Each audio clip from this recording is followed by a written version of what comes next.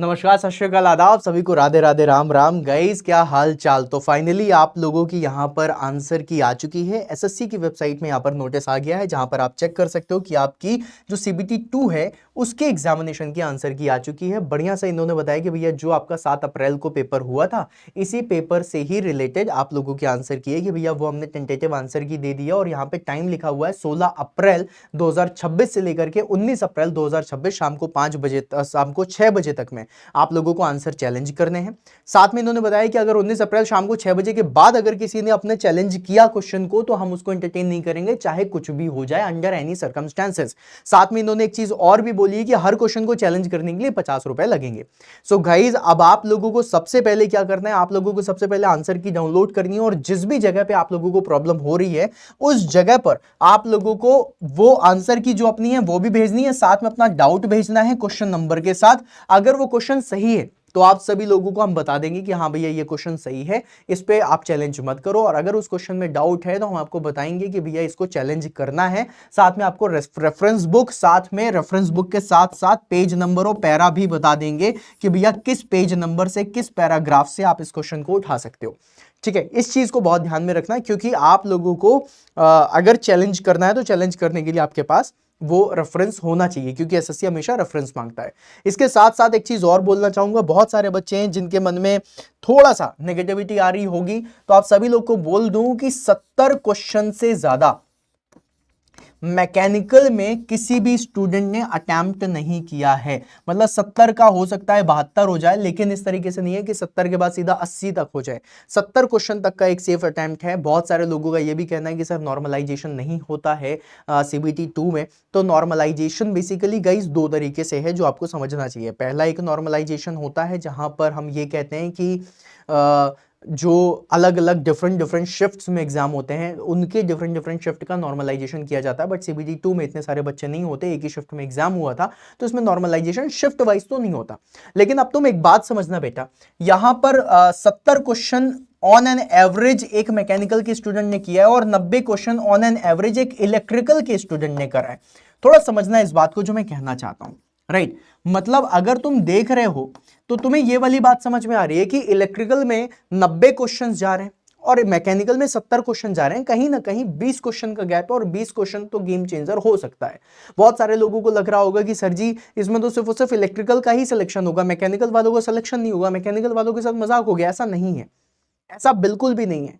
Mechanical की post में electrical वाला नहीं आ सकता, समझो इस बात को।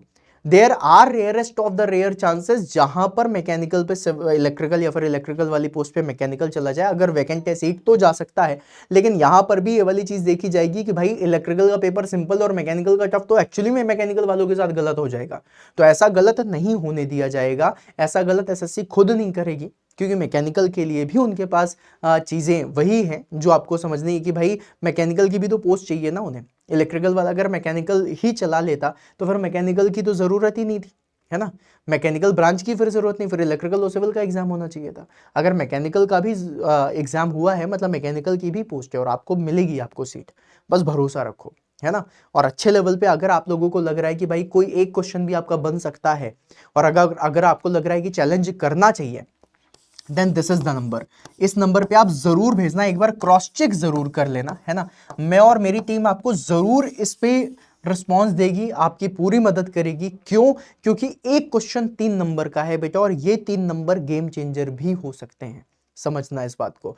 तो एक क्वेश्चन 3 नंबर का है तो किसी भी क्वेश्चन को छोड़ना मत। जहां पर भी तुम्हें लगे कि भाई क्वेश्चन में दिक्कत आ रही है, कुछ भी ऐसी प्रॉब्लम है, उसको जरूर सॉल्व करना, ठीक है। कहीं पर भी दिक्कत है तुम जरूर भेज दो इस नंबर पे अपनी आंसर की भेजना। आंसर की के साथ क्या क्या भेजोगे? आंसर की भेजना।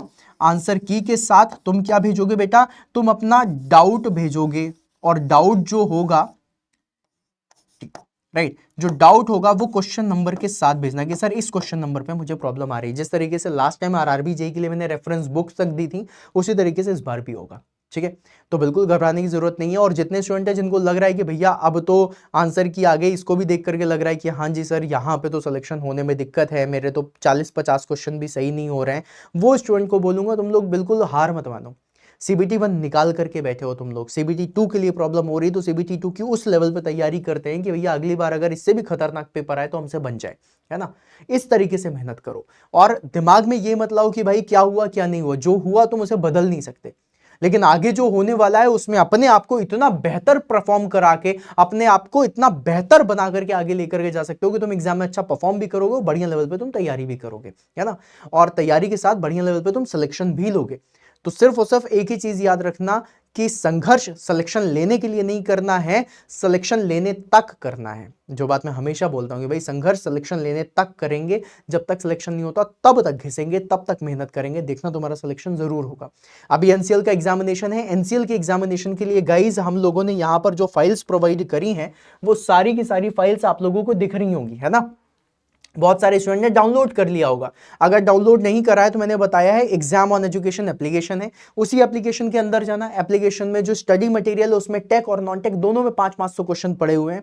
कई सारे बच्चों ने बोला इलेक्ट्रिकल का भी आप लोगों को मिलना चाहिए, तो इलेक्ट्रिकल के लिए भी कंटेंट बनना शुरू हो गया है। इलेक्ट्रिकल का भी हम 2 से 3 दिनों में दे देंगे आपको कंटेंट, और साथ में मैकेनिकल का तो और 1000 क्वेश्चन भी आएंगे। काफी सारी चीजें हैं जो आपको मिलेंगी, तो एप्लीकेशन के साथ जुड़े रहना, ठीक है। चैनल सब्सक्राइब कर लो सो दैट आप लोगों की आगे की तैयारी बढ़िया लेवल पे हो। और अगर कोई भी बात मन में हो तो 836886 452 ये नंबर है, इस नंबर पे कॉल लगाइए, डायरेक्टली मुझसे बात करिए और जो भी मन में है सारी चीज़ें आप डिस्कस कर लीजिए, ठीक है। एंड मिलते हैं फिर अपन नेक्स्ट सेशन में। All the very best for your next exams just like NCL, और जिनका भी आंसर की में कोई दिक्कत है वो ज़रूर मुझे बता देना सो दैट मैं तुम्हारी ज़्यादा से ज़्यादा मदद कर सकूँ, ठीक है। मिलते हैं फिर अपन नेक्स्ट सेशन में, तब तक के लिए बाय बाय।